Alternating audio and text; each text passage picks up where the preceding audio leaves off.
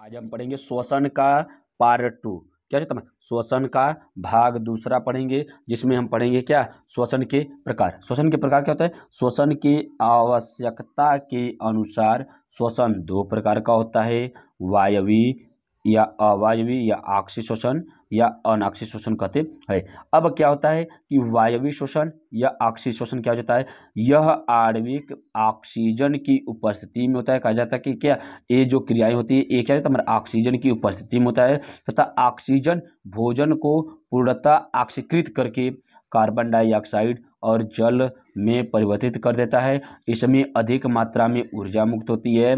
यह प्रक्रिया कोशिका द्रव्य में शुरू होती है। ये क्या है हमारा, कोशिका द्रव्य में शुरू होती है। इसमें ग्लूकोज के एक अणु से 38 एटीपी प्राप्त और 6 CO2 के कार्बन डाइऑक्साइड के कितने 6 अणु के रूप में बनता है। ये ज़्यादातर किसमें तो ऐसे जीव जिनमें कोशिका में क्या होता है, श्वसन करने के लिए अंग की आवश्यकता होती है या अंग होते हैं, उसी पादपों में उसी जीव में होता है। करने के बाद क्या, ये पादपों में ना किसमें होता है, तुम्हारा जीवधारियों में होता है। क्यों? क्योंकि जीवधारियों के पास स्पष्ट रूप से अंग होते हैं, लेकिन पादपों में स्पष्ट रूप से अंग नहीं होते हैं। अब कहा जाता है कि ग्लूकोज के एक अणु से कितने 38 एटीपी या कह सकते हैं कि 673 किलो कैलोरी ऊर्जा प्राप्त होती है।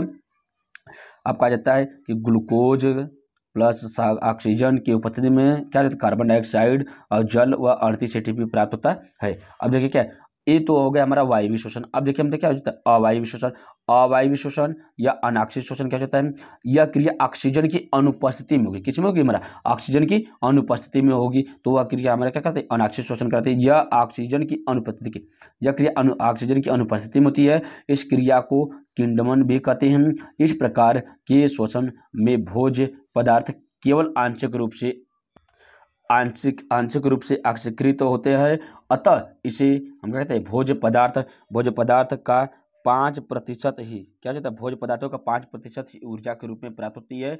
इसी को हम क्या कहते हैं, अनाक्षिक शोषण कहते हैं। कहा जाता है कि ग्लूकोज प्लस ऑक्सीजन की एक है ऑक्सीकृत होता है, तो इसमें क्या एल्कोहल प्राप्त होता है तथा कार्बन डाइऑक्साइड प्राप्त होती है। इसमें किसी प्रकार की ऊर्जा मतलब क्या ऊर्जा की प्राप्ति बहुत ही कम मात्रा में होती है। अब देखिए क्या हो जाता है हमारा, या 27 किलो कैलोरी ऊर्जा प्राप्त करती है या कार्बन डाइऑक्साइड प्राप्त होती है। अब देखिए कहा जाता है कि अनाक्षी या अवायवीय ऑक्सीकरण में पायरुविक अम्ल NAD/2H मतलब क्या, निकोटिनामाइड एडेनिन डाइफास्फेट के साथ दो हाइड्रोजन से के अणुओं के साथ हाइड्रोजन आयनों को वापस लेकर रेखी पेशी मतलब क्या, रेखी पेशियों में की कोशिकाओं या अधिकांश परजीवी जंतुओं जैसे फीताकृमि आदि में लैक्टिक अम्ल में परिवर्तित हो जाता है। जैसे कहा जाता है पायरुविक अम्ल कम ऑक्सीजन के उपस्थिति में किसमें बदल जाता है, हमारा लैक्टिक अम्ल बदल जाता है। और यही लैक्टिक अम्ल किस रूप में हमारे शरीर में एक थकावट के रूप में हमारी मांसपेशियों को जकड़ लेता है, जिसके कारण हमको थकावट का एहसास होने लगता है। और कहा जाता है कि यह क्रिया कोशिका द्रव्य में होता है। यह जैसे कहा जाता है हमारा क्या, ईस्ट तथा जीवाणुओं में कोशिका द्रव्य से बाहर होने वाले अवायवीय ऑक्सीजन को किण्वन कहते हैं। कहा जाता है कि ये जो क्रियाएं होती है मनुष्य के शरीर में रेखी पेशियों में होती है, जो क्या करता है अधिक हार्ड वर्क करने पर उस समय उचित मात्रा में ऑक्सीजन की आपूर्ति नहीं हो पाती है, तो वही लैक्टिक हमारा क्या होता है, वही ग्लूकोज की अणु किसमें बदल टूट जाते हैं, हमारा एक कम मात्रा में टूटते हैं। क्यों? क्योंकि एक ग्लूकोज की अणु 38 एटीपी में टूटते हैं, तो वहाँ पर ऊर्जा अधिक मात्रा में मिलती है, तो यहाँ पर ऊर्जा की मात्रा कम मात्रा में है, तो जिसकी आपूर्ति हमारी कोशिकाएं नहीं करती। अधिक किण्वन किसे कहते हैं, यह क्रिया जो अवायवीय क्रियाएं होती है कहाँ पे होती है, हमारा कोशिका द्रव्य में होता है। तो यही क्रिया के यीस्ट में तथा जीवाणुओं में कोशिका द्रव्य से बाहर होने वाले अवायवीय शोषण की क्रिया को क्या कहते हैं, हमारा किण्वन कहते हैं। अब कहा जाता है किण्वन के प्रकार एल्कोहलिक किण्वन मतलब एल्कोहल की उपस्थिति में होती है। ईस्ट अथवा शुद्ध जीवाणुओं में पायरुविक अम्ल से इथाइल एल्कोहल क्या है हमारा, इथाइल एल्कोहल व कार्बन डाइऑक्साइड का निर्माण क्या कार्बन डाइऑक्साइड का निर्माण 2 चरणों में होता है। कौन कौन सा हो जाता है हमारा, देखिए यहाँ पर एथाइल एल्कोहल हो जाएगा। अब क्या था, ए पायरुविक अम्ल या डिहाइड्रोजिनेशन की उपस्थिति में हमारा क्या था, CH3CO या किसके रूप में हमारा ग्लूकोज कार्बन डाइऑक्साइड के रूप में प्राप्त होता है। कहा जाता है कि एथाइल एल्कोहल प्लस हमारा किस में बदल जाता है, हमारा कार्बन डाइऑक्साइड के रूप में के 2 चरणों में संपन्न होता है। एक हो गया, एक हमारा क्या CH3COOHO, क्या CH3CHO की उपस्थिति में कहा जाता है कि NAD हाइड्रोजन के 2 अणु पायरुविक अम्ल के डिहाइड्रोजिनेशन के द्वारा तैयार होता है। C2H2OH के साथ NAD प्राप्त होता है। A प्लस मतलब निकोटिनामाइड एडेनिन डाइफॉस्फेट के आयनों में ये टूट जाता है। अब कहा जाता है दूसरा नियम में क्या, लैक्टिक अम्ल का किण्वन। लैक्टिक अम्ल के किण्वन क्या जाता है, दूध में उपस्थित लैक्टोज शर्करा, क्या जाता है, लैक्टोज शर्करा को कुछ जीवाणु जैसे लैक्टिक एसिड तथा लैक्टिसी द्वारा लैक्टिक अम्ल में बदल जाता है। इस अम्ल के कारण दूध खट्टा हो जाता है। यह क्रिया लैक्टिक अम्ल किण्वन कहलाती है। कहा जाता है कि लैक्टिक अम्ल किण्वन उस क्रिया को कहा जाता है जिसमें दूध खट्टा हो जाता है। इस क्रिया में लैक्टिक एसिड किसे एसिडी लैक्टिसी द्वारा लैक्टिक अम्ल में बदल दिया जाता है, जिसे हम कहा जाता है जिसके कारण दूध खट्टा हो जाता है या फट जाता है, जिसको हम क्या कहते हैं, लैक्टिक अम्ल किण्वन कहते हैं।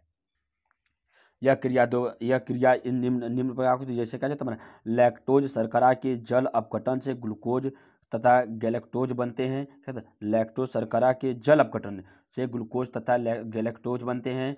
गैलेक्टोज क्या, लैक्टोज प्लस जल के किसमें, देखो लैक्टोज जल के साथ मिलता है तो क्या होता है हमारा ग्लूकोज प्लस गैलेक्टोज बनाता है। इस चरण में ए है क्या, हेक्टोज शर्करा लैक्टिक अम्ल में बदलता है। क्या होता है तुम्हारा हेक्टोज शर्करा किस में बदल जाता है, हमारा लैक्टिक अम्ल में बदल जाता है, जिसे कहा जाता है ग्लूकोज किस में बदल जाता है, C3H4O3, मतलब क्या लैक्टोज शर्करा में बदल जाता है, जो क्या जाता है पेशी कोशिकाओं में लैक्टिक अम्ल प्लस कुछ मात्रा 2 ATP के रूप में प्राप्त होता है।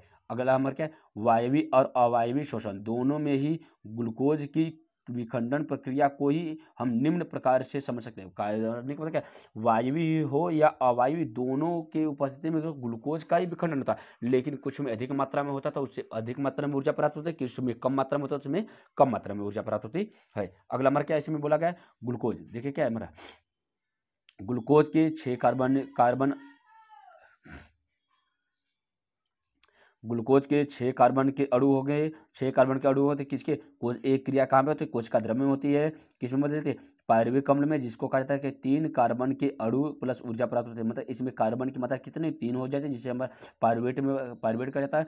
ये क्या जाता है हमारा ऑक्सीजन की उपस्थिति में अनुपस्थिति में होती है, तो इसे क्या जाता है ethanol plus carbon dioxide plus oxygen या कुछ मात्रा में ऊर्जा प्राप्त होती है। एक कहा जाता है कितनी ऊर्जा, 2 ATP के अणु के रूप में प्राप्त होती है। एक क्या, ऑक्सीजन की अभाव में, ऑक्सीजन के अभाव में कहा जाता है ये हमारे मांसपेशियों में होता है। क्या कहते हैं इसमें लैक्टिक अम्ल क्या रहता है प्लस ऊर्जा प्राप्त होती है, मतलब इसमें जो मांसपेशियां क्या कहते हैं थकावट के रूप में हो जाता है, जैसे हम लोग को क्या कहता है अधिकार करने पर शरीर थक जाता है, उसमें क्या कहते हैं हमारा यही जो ग्लूकोज के अणु होते हैं पायरुवेट के साथ साथ किसमें बदल जाता है हमारा लैक्टिक अम्ल में बदल जाते हैं, जिसको क्या कहते हैं हमारा लैक्टिक अम्ल के कारण या हमारा क्या शरीर का थकावट हो जाता है।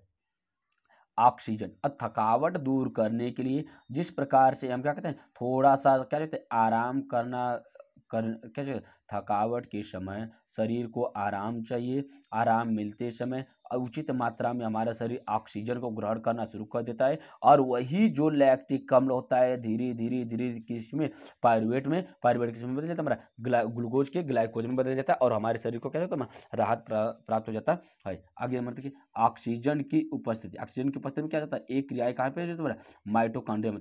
ये देखो ऑक्सीजन की क्रिया है माइटोकॉन्ड्रिया में, ऑक्सीजन का अभाव हमारी रेखीय पेशियों में, और ऑक्सीजन का अभाव हमारे इष्ट कोशिकाओं में, यहाँ तक कहा जाता है कि कुछ जीवाणु की कोशिकाओं में होता है। इसमें क्या होता है कार्बन डाइऑक्साइड प्लस जल प्लस ऊर्जा प्राप्त होती है, इसमें क्या होता है अधिक मात्रा में ऊर्जा प्राप्त होती है। इस प्रकार से आज हम लोग क्या श्वसन की क्रिया को पढ़े। अब आगे हमारा